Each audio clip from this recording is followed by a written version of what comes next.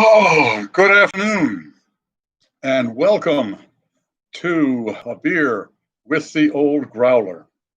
It's good to be with you here on Friday, the 12th of June, 2020. Today, this is going to be the 60th Old Growler. That's what we've gone 60 times. That's for sure. It's been a long stretch, and we might have a little bit more of a stretch to go. Okay, this also happens to be day 87 of the lockdown where we've been sheltering in place here in New York City. And that means that the pubs, bars, taverns, and restaurants have been closed. And so it looks like it's going to be a tough ride, but we're looking forward to getting to the end of this, and we all will. But since we aren't able to go to our pubs, bars, and taverns, well, I figured I would do something about that. And so we're going to have a beer with the Old Growler today. And that's what we're going to do. And it's kind of a nice day out there. In fact, it's a pretty darn good day. It would have been nice to have been out there, but we're doing the best we can to stay indoors, and safe. And that's the best way to do it on days like today, is not to stay out of groups. And we do go for walks in the morning. And that's across the Brooklyn Bridge. And in the morning at 0700, it's pretty quiet. And okay, well, all is good. Tom, it's good to see you, and thanks for the happy 60th. Mary, it's good to see you, and Dave, also, it's good to see all you folks here. I know I'm a little bit late coming on, but we had a few technical difficulties, but they have been taken care of apparently. So I'm a happy man. All right, well, let's start at the beginning if I could. I'm sorry, a little disconcerting. Okay. Good afternoon and welcome to A Beer with the Old Growler. I'm the Old Growler, Pete LaFrance, and I'm glad to have you with me. Today is Friday, the 12th of June, 2020, and we're still in a little bit of a lockdown. I tell you, it's getting tough, but we can tough it out. That's the way to do it. And since I can't go out to my pubs, bars, taverns, I can't do any interviews there, and I can't taste some of the new beers coming out, by golly, I can invite the world to come visit. So I'm glad to have you with me.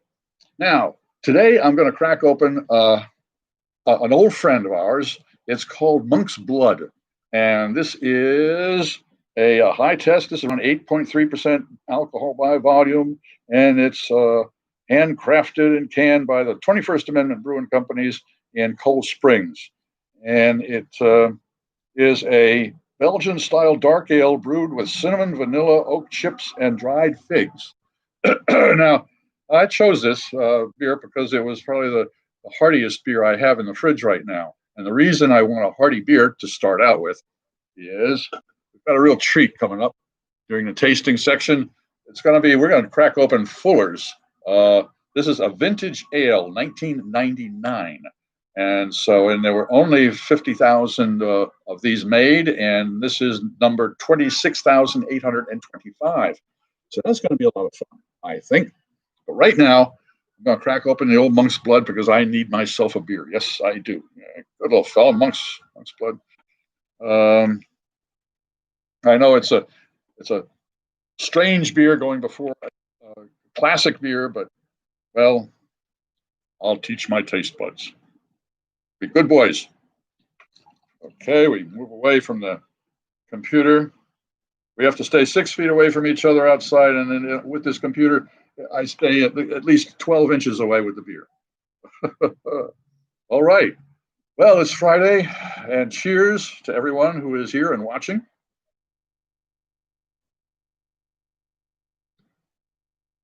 Oh, boy. That's a stout, all right. They call it Belgian ale, but by golly, that's a dark, rich brown stout, and it's a good celebration. That's what it is. All right, well, let's get on with the show. And this is coming to the time where I explained that there's two parts to A Beer with the Old Growler. The first part is a tasting, and the second part is my life as a professional barfly, and that's usually a couple of stories. Today, I've got 3 breweries that I had a chance to have visited in my lifetime: the Manhattan Brewing Company, Zip City Brewing Company, and Tributary Brewing Company. They were one of probably about at least 100 breweries and brew pubs that I've gone to visit. But those 3 stuck out in my mind, and I'll tell you why later on.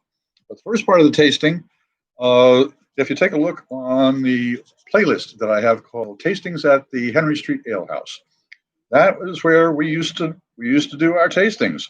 And what we would do is myself and bartender and bar manager Jerry Scott and Jim Bennis, and usually at least 1 or 2 other people who were there. We always like to have folks taste our beers.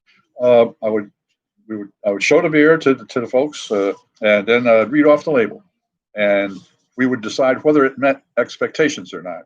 When you read and you look at something like this, there's a reason the way it's designed and the information on here. So that gives you an expectation, and is it met or is it not? And some of them did, and some of them didn't.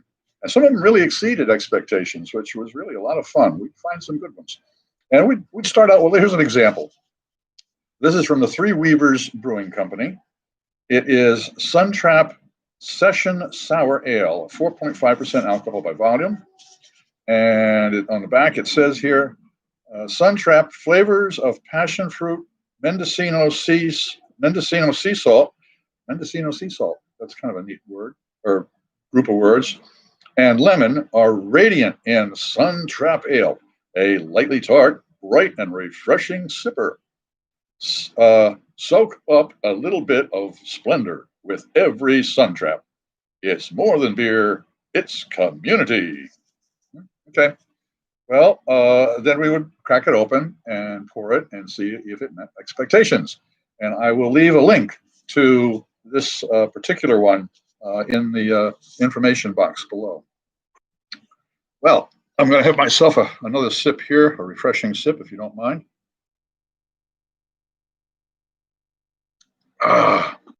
Okay. Well, now it comes to the tasting. And let's see here. Yeah, now it's time for the tasting. I can't find another reason not to do it. So let's get out our trusty bottle opener, or church key, as it's called. And I'm going to bring over this glass and put it here. And let's take a look at the Fullers. Now, is this going to meet expectations? Well, I'm expecting some really. First of all, I know Fuller's Brewery in London, Fuller's London Pride. They have a whole line of beers that have been brewing forever, practically, and this is really a treat. So the fact that it was specially made, and they have special hops and malts and the whole thing for it. That's gonna raise the level up here. But anyways, let's start out and read it. Fuller's 1999 bottled condition vintage ale, number 26,825. It has an alcohol 8.5% by volume, and this is what we look like. It's right there. Kind of looks like a whiskey bottle, or a whiskey bottle for sure. Okay, now on the back, and I'm going to have to adjust my spectacles for this. Okay, not making a spectacle of myself. 550 milliliters, alcohol 8.5% by volume, and it starts out. I have crafted this very special ale from the current champion malted barley and hops, and of course our unique yeast, to create a truly extraordinary limited edition brew. Individually packed and numbered, this bottle is one of only 85,000 produced. Mellow and Gold, it will improve with age, and for best results, should be matured in a cool room or cellar. Being bottle conditioned, it forms a natural sediments. So pour carefully, sit back, and enjoy this, the very finest of Fuller's ales. Signed by the head brewer. And that's what we know. So this is, by all accounts, a beer that was meant to be. Oh yeah, hold on. It says best before end of 2002. So we're actually 2 years ahead of schedule. So that's I have a great deal of hope for this one. That's for sure. I'm going to have to put this over here to crack it open.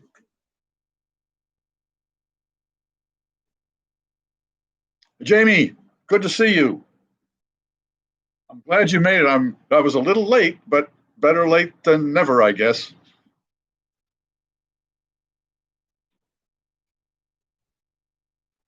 I want to explain to all of the viewers that Jamie Gerardo, brewmaster extraordinaire, sent me this. This is a gift from him. So I'm glad I'm able to have him with me today to taste this. Okay. 21-year-old, old enough to vote, old enough to get married, old enough to be tasted. Okay, here we go.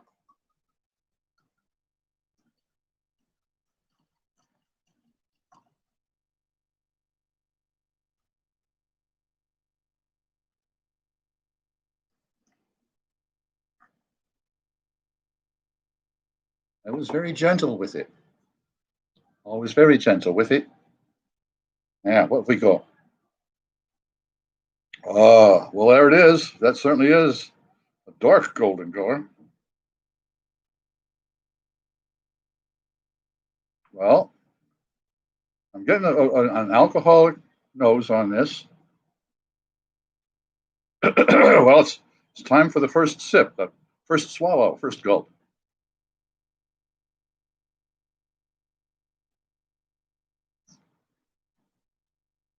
Oh,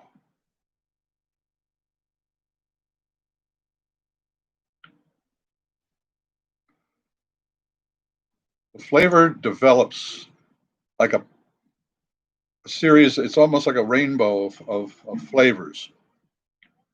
It starts out as sweet, and then it develops into a roast, then kind of a candy, a candy flavor, the kind of burnt candy that you get, like a caramel candy, but not quite caramel. Oh,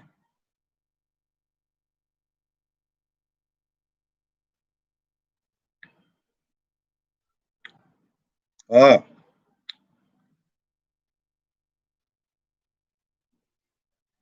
cherry, for sure, dark cherry.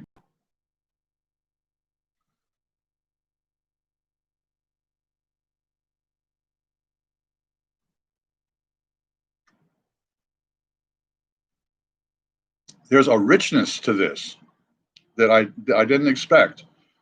Um, Usually with high alcohol beers, there's a thinner body. They're very slim.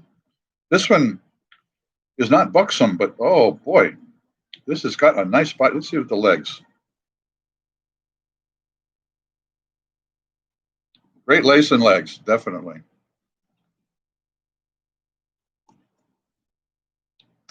Oh, what a taste treat. That is truly a beer to be sipped. That is true. Does Fuller's 1999 vintage ale meet expectations? It exceeds expectations.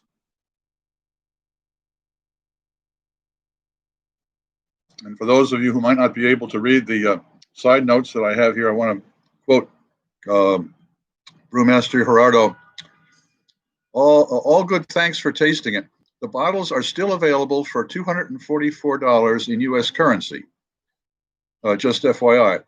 But that was oh oh this bottle here is a gift from John Keeling, the brewmaster at the time. So the three bottles that Jamie so kindly sent me are a gift to him from the brewmaster John Keeling. Well, hi, I've got history in my glass. That is for sure. Wow, what a that adds context. Now with thank you. Thank yes, definitely. Um, as I say, I was expecting a thinner body, and it's certainly, as I say, more body to it, and it's balanced. The balance is nice. Usually, sometimes it goes to a sherry type of a thing, but this didn't. And hmm, oh, that rolls over the tongue beautifully, and the sweetness expands into different sweetnesses, and it's truly a treat. Wow. Well, it does meet expectations. As I say, exceeds expectations. I'm going to put my monk's blood way over here, and I'm going to keep this. Oh boy, Jesus, a whole load of beer in there. I'm going to have a good time. Uh, I just wish I could share this with everyone watching, of course, because this is just what beer is meant to be done. It is meant to be shared. The whole problem, the situation now where we are having to to be separated. First of all, naturally for us, it's tough, but for beer drinkers, it I think is more tough. Oh, and if I may read this, another from the brewmaster, he says, saw John in early March before the COVID-19 closed up the UK at a London Brewers Guild meeting I was invited to attend. So he's still around, and oh boy, great. Oh, to post COVID, huh? And may it comes at an appropriate time.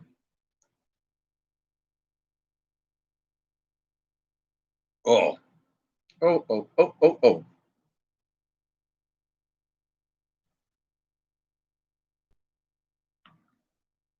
There's a flavor there that I don't have a word in my vocabulary for, and so I'm going to have to work on it, which is probably why there's a good deal of beer left. So I'm going to add a little bit more to inspire me.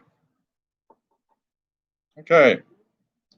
Now, I do have a cheat sheet here that tells us a little bit about, let's see.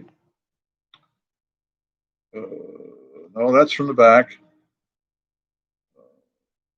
And that's from the back. So I don't really have any cheat sheet on the beer. And that brings me to,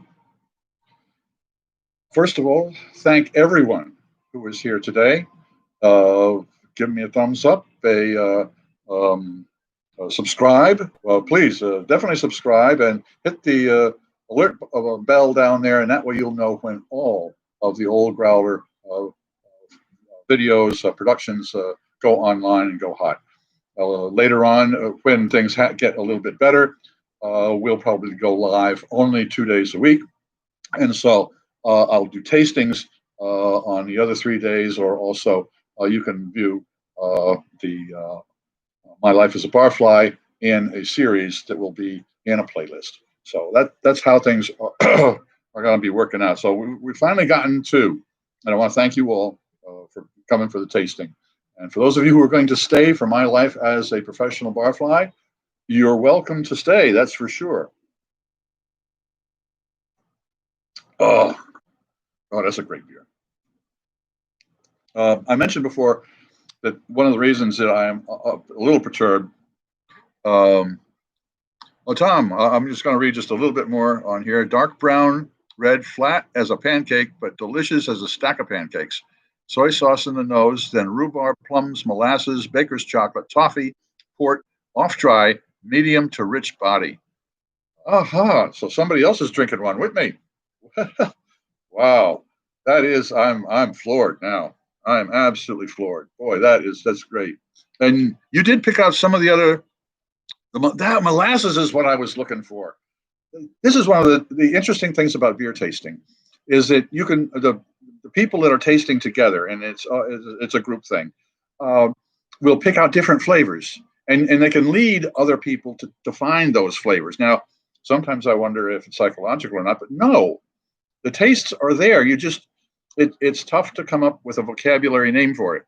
And I want to thank Thomas for his evaluation there. Boy, I tell you, that helped me out quite a bit.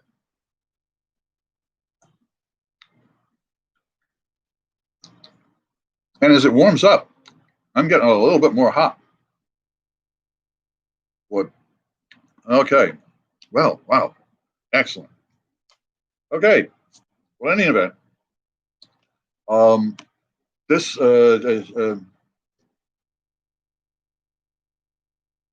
oh, which year of the Thomas Hardy do you have, Thomas? If I might ask. Um,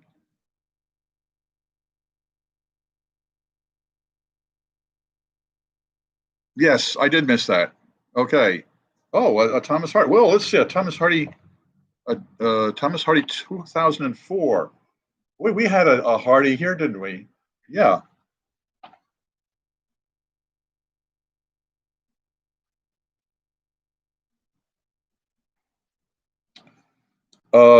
Let's see. We had a.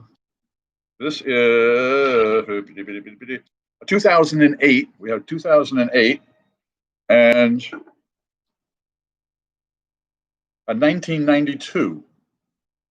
And hidden in the shadows, waiting to make an appearance, is a 1986. A 1986. I'm almost afraid to open this, but as with wines, in particular, wines and beers, once it gets beyond a certain age, it becomes a collector's piece and not a beer or a wine. And I don't want this to become a collector's piece. We're going to crack. We're at number 60, and we had the wonderful Fullers. Maybe next week we'll crack this one open too. By golly, we need to celebrate, don't we? At least that's the way I look at it. All right, I've already. Let's see. This let me for those of you who are new or coming around. These are the two books that I'm responsible for, and John Wiley published them, and you can probably get them on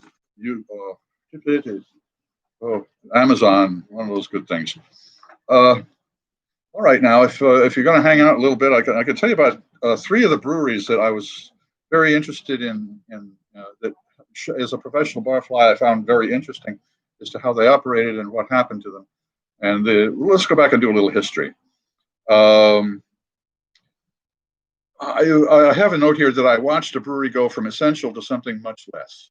Essentially, the story of the Manhattan Brewing Company. It was founded by Richard Wrigley and a fellow by a businessman here who was, I think, real estate was a fellow by the name of Robert Diodano. And I remember, I'm not too sure whether I'm bragging or complaining about this, but he asked me because he had seen my early blogs and seen some of my writings in the beer magazines and also the books that I would do a feasibility study for him. And I did, but it probably, I'm glad that they opened despite what I said.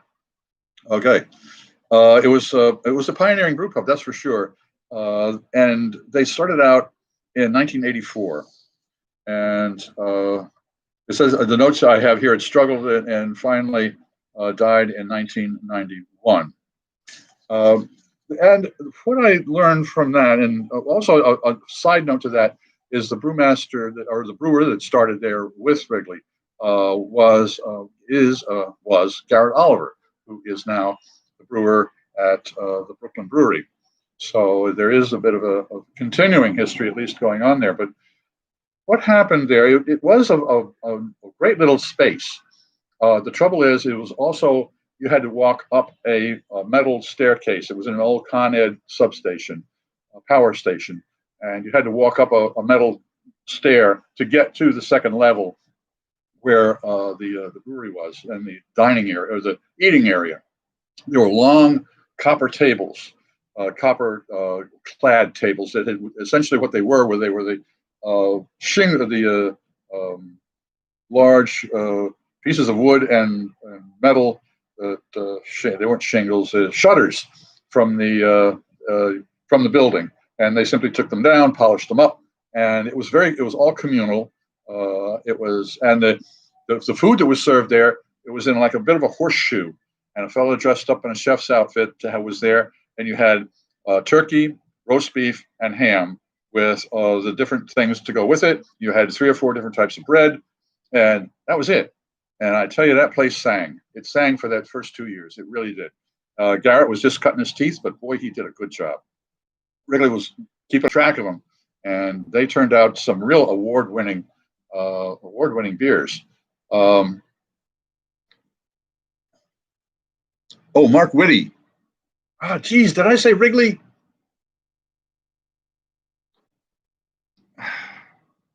Well,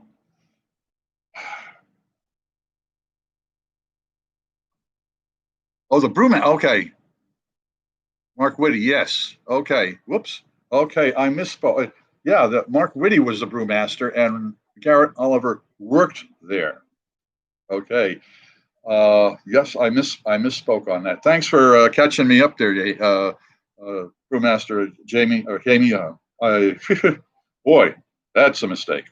But in any event, they did have it worked. It started out on a great note, but then it got complicated. They tried to get different types of food in there. They tried to increase this and increase that. Eventually, they were sold to, I think, Nacho Mamas from up near Columbia University, upper part of Manhattan, and that was they tried to have celebrities come in and parties, and it was just it went down the hill. Aha! Again, for those of you who are not able to read this, again, the brewmaster, Jaime Gerardo, tells me that he was the master brewer at Lion Inc. and made Manhattan Gold under contract. Garrett's second day on the job was when he met him. He was filling kegs and reported to Mark Whitty. Oh, boy, I wish I could. I'm going to tell you what I'm going to do. I'm going to take a picture of this because I want to be able to remember this. See if I can get that in focus. Come on, sweetheart. You can do it. You can do it. Frig it. I'll remember. In any event, it took a dive. It really did. It took a dive.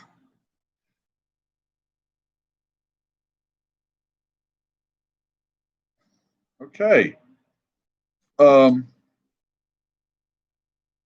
Yeah, that. I took a dive. Okay. The opening of Zip City in New York City. That was kind of cool. That was in the 20s. It wasn't 1920s. It was in the 20s. I believe it was. In fact, I believe it was on 20s, maybe 18th or 20th, one of the two. I'm not going to trust my memory anymore. But it did open November of '91. There were no brew pubs in New York, and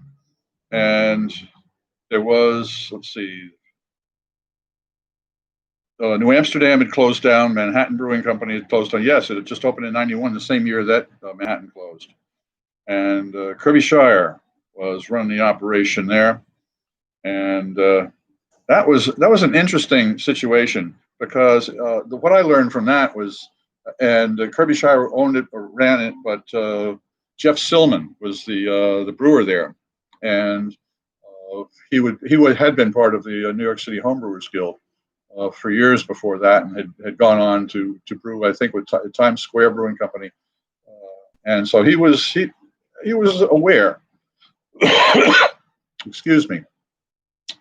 But the operation was, and I wouldn't say a turnkey because he could play with the recipe, but it was a Salmi setup, Salme, I believe, from Austria, and the place worked for a while, and then the bust came. Talk of bodies. The economic downturn came, and that was the end of it. And other places started opening up, and the competition got a little hairy, and so they bailed. However, as I understand it, and correct me if I'm wrong, but the equipment was owned by Salmi, And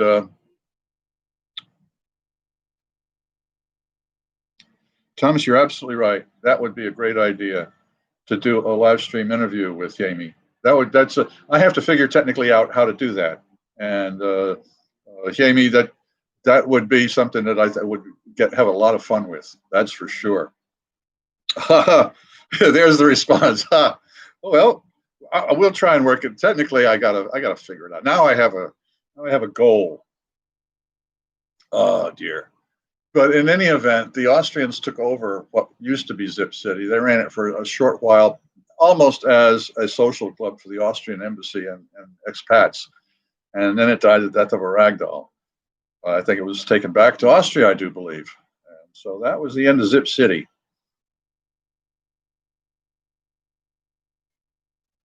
Yes, that was it. They owned their. Jamie just reminded me that Salmi tried to own a slice of all of their installs, and yes, that's exactly what happened with Zip City. And so that's what the Austrian government must have subsidized it somehow later, and that was how they got out of there. But boy, they took their equipment and left. That's a pretty neat idea to be able to just pack up a brew house and off you go. The final one I'd like to chit chat about, and I'm getting running overtime, but I'm really happy to do it, and I'm happy to have so many people with me. The final one is a Tributary up in Kittery, and this is a fairly new in 2014, so it's only 6 years old. Todd Mott.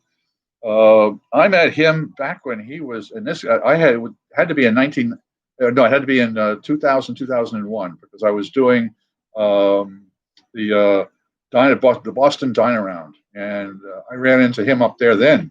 So, but he's a creator of the original of the Harpoon IPA, Portsmouth Breweries, Kate the Great, and he's done a great job there. And I was able to watch the brewery go from literally an empty space to what it is today.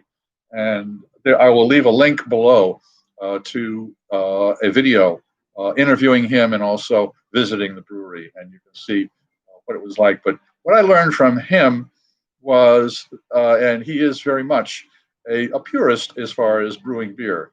His comments on what's called juicy beer or in New England or Northeast IPA, the cloudy stuff. I don't think it would be nice to repeat it, even on a tape like this that could be edited.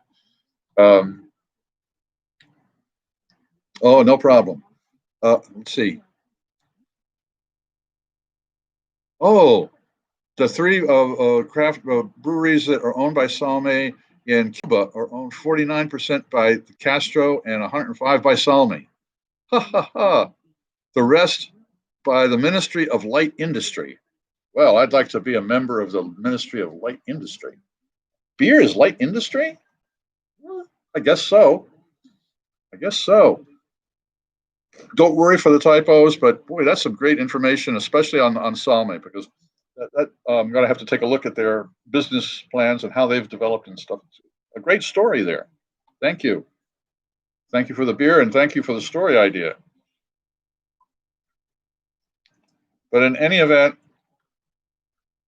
oh, that looks beautiful. Todd Bott did show the illustration from that brewery was how to adapt. 10% by Salmi and the rest by the ministry. Hey, Salmi keeps their fingers in there. You know, you have 10% of this and 10% of that and 10% of this and 10% of that. And it adds up, especially when it comes to beer.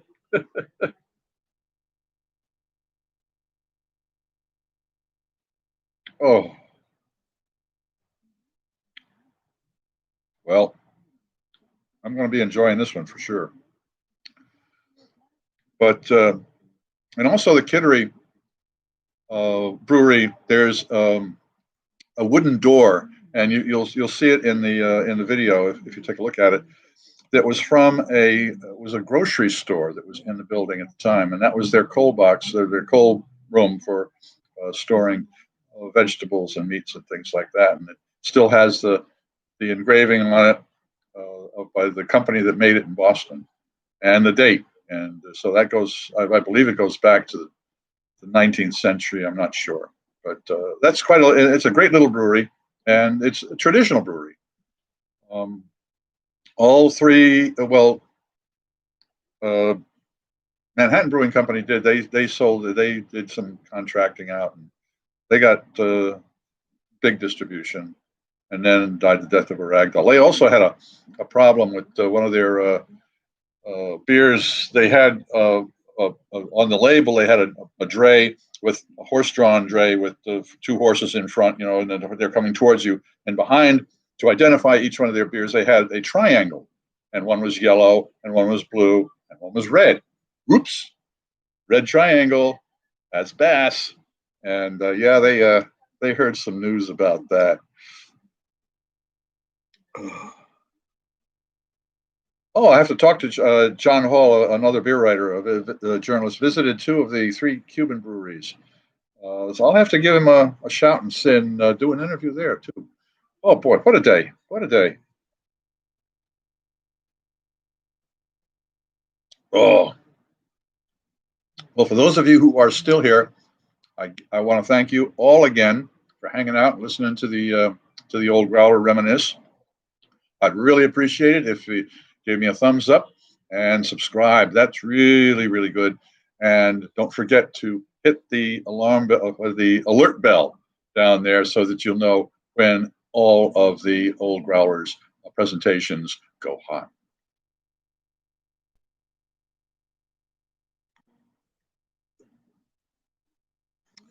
The last time I was up to Kittery, it was on a short notice, and I was up to get a growler from Todd, and I think there was a special beer that I was doing a review on. So I'm going to have to, when we can travel again. I've got another trip. We have to get up to Maine and Portland. My daughter and son-in-law live up in New Hampshire, so it opens up the entire East Coast, Northeast coast to me. So I'm definitely going to make a trip up there to Kittery to take a look.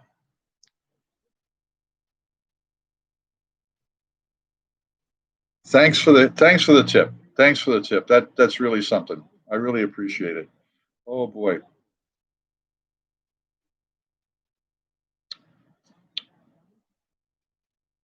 Well, all good things must come to an end. I want to thank everybody who was here.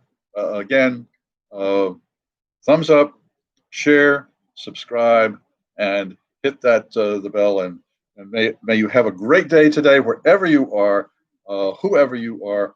And I certainly hope if you didn't have a beer, at least you had a libation to end a Friday. All best wishes to you. Till next time.